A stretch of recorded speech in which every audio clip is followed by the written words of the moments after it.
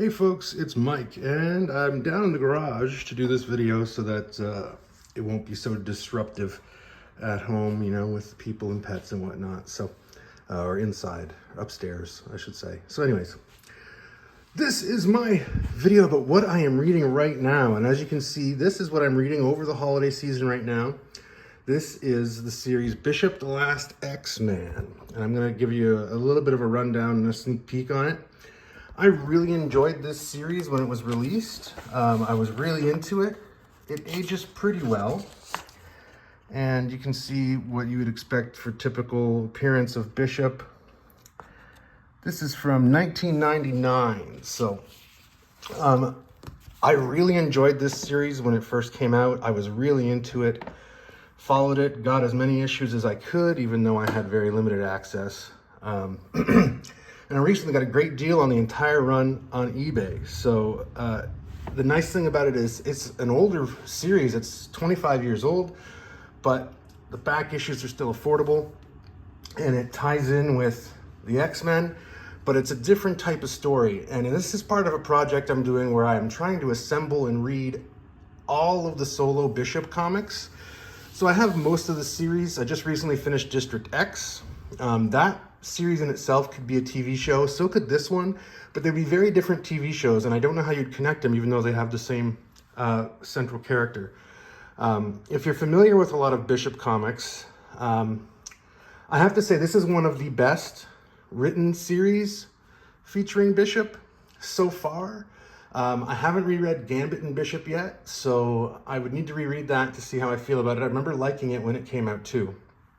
But in this case, this story revolves around, this is after the Onslaught events in the Marvel Universe, and the X-Men are kind of up in the air and disbanded, and Bishop decides it's time to actually finish his feud with the other mutant from the future that he came back to the present chasing to try and prevent the future they had, where the X-Men were all dead.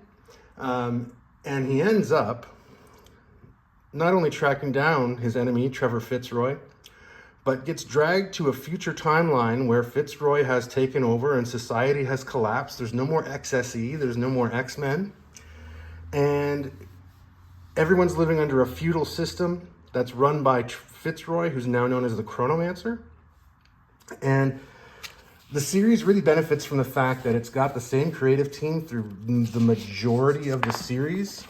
If I pull this up here, Joseph Harris, George Genty, and inks by Art Thibert. So very accomplished artists, and Genty's artwork is really good, really top notch, runs through the entire series.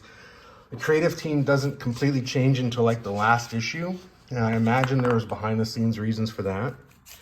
And again, so this series is very much like Game of Thrones and Walking Dead put together, made at a time before those were things that you would have recognized the names of. Walking Dead didn't even exist yet at this point. Not that it's zombies, but there's a lot of fantasy elements, which is the Game of Thrones kind of idea as well. So it's really neat. They take this idea of a dystopian future, and instead of it being a futuristic technocracy like we'd expect, it's very much society has descended into nomadic feudalism like you would have seen 1,000 years ago. And in this case, Bishop is the last X-Man. Now, and this is a weird thing too, is like, if you've read some of the other Bishop series, most of them just rehash his origins and tweak them a bit, like Bishop XSE, the XSE series, and Times in Life of Lucas Bishop.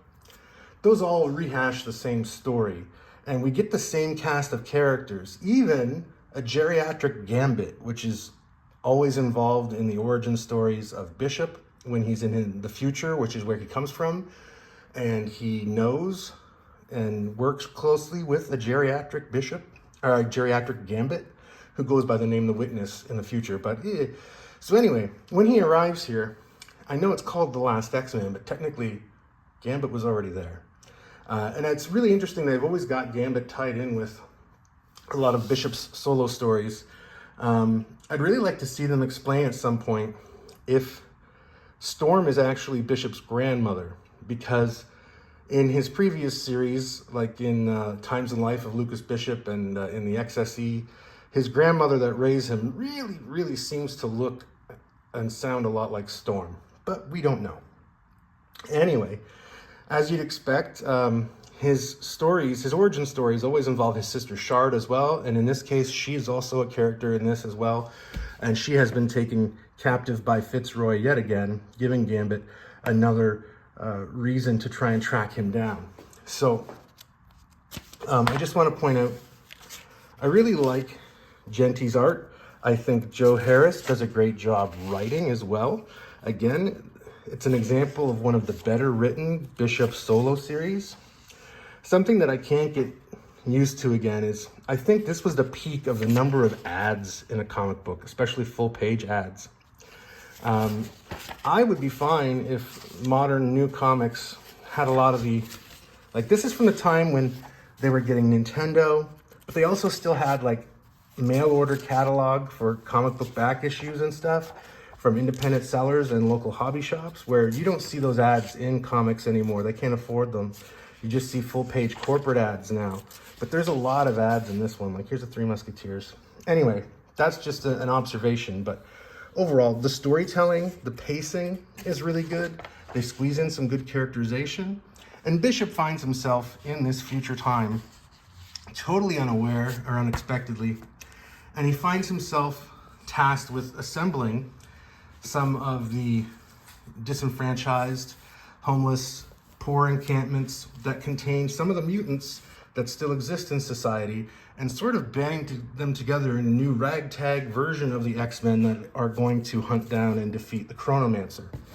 Now, this is a time when they were trying gimmicks to increase sales after the first issue, so of course there's two different versions of issue 2. There was a stretch there where Marvel put out 2 covers for every second issue to keep the sales from dropping. And as you can see, lots of stuff about the Chronomancer.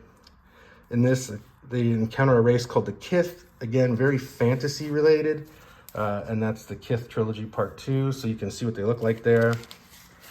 And they even touch on some Days of Future Past material where they discover more information. And I just finished issue 10. So there are 16 issues in this series. I just finished issue 10, where Bishop and his ragtag group of mutants and humans are trying to overthrow the Chronomancer that has taken over the world. And again, you can see here's some of the stuff I have to look forward to throughout the rest of the holiday season as I get through it. Lots of Fitzroy and Chronomancer references. And again, Harris, Genty, Snyder joins. Is that in this issue? Art Thibert leaves. Yeah, Art Thibert is the inker up until issue 13. And then we get Snyder on inks.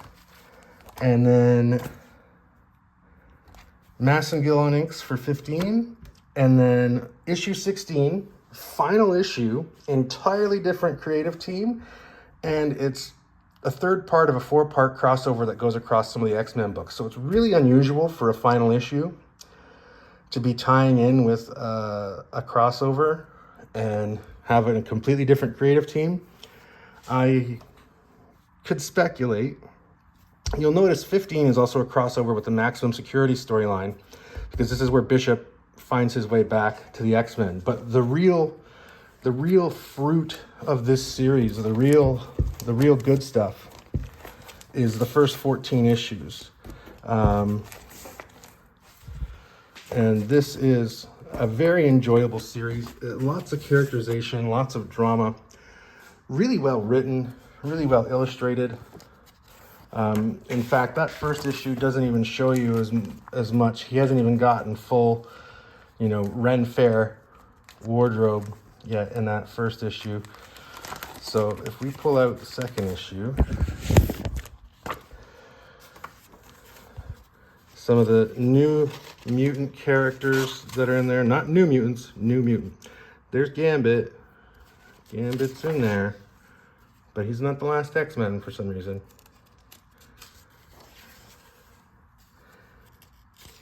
And in this time, the mutants actually paint on an M over their eye, like the tattoo that Bishop has, in honor of the legend of the X-Men and of the heroic mutants that used to exist.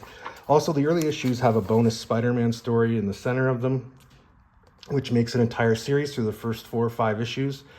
So lots of fun stuff going on. A lot of great time in comics when it was still fun, when, you know, it was going dark, but they had a lot of fun with it. And I find that, especially when you go back in the 90s, mid and early 90s, late 80s comics, where there was still a lot of fun in mainstream comics. Anyway, great series, fairly easy to find and pick up, very affordable. So if you're looking for something to read that's really good, that features Bishop, you can definitely find these issues affordably, and they are a real fun read. Enjoyable, and you don't have to have a ton of X-Men knowledge or lore in your head. You don't have to have read a whole bunch of stuff. You don't have to have read any of the other Bishop series. You don't need to know his origin to understand this story. All you need to understand, which they explain right off the hop, is that Fitzroy is his enemy that he came to the present from the future to hunt, and still hasn't because he's been busy with the X-Men. And when he decides that he wants to finish that vendetta, he gets dragged to the future. It's, again, a really fun read. It hits all the high points. It's got the familiar cast of characters from the Bishop comics with some new ones that have a unique set of powers and personalities that make them engaging to read. Really great creative team, especially for the first 14 issues. Harris, Genty, Thibert. I keep wanting to say Thurbert, but that's wrong. Thibert. And just overall, a really fun series to read. So check it out. That's what I'm reading right now. That's what I'm reading over the holidays.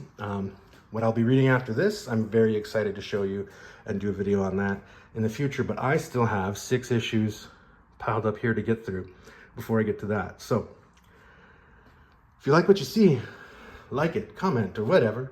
I'm not doing this for any particular reason. I'm not doing this for money. I'm just doing this to show you, hey, you know, do you like collecting comics? Do you like to find out affordable back issues that you can pick up and read and enjoy and keep and not lose an arm and a leg? And that's exactly what I'm doing here. Again, got a great deal on eBay on the entire run. You can pick up single issues and full runs on places online like eBay and Marketplace at affordable prices. You're not gonna fucking bust your piggy bank open to do it.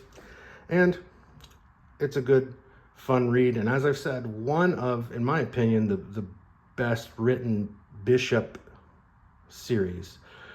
So maybe you'll agree if you check it out.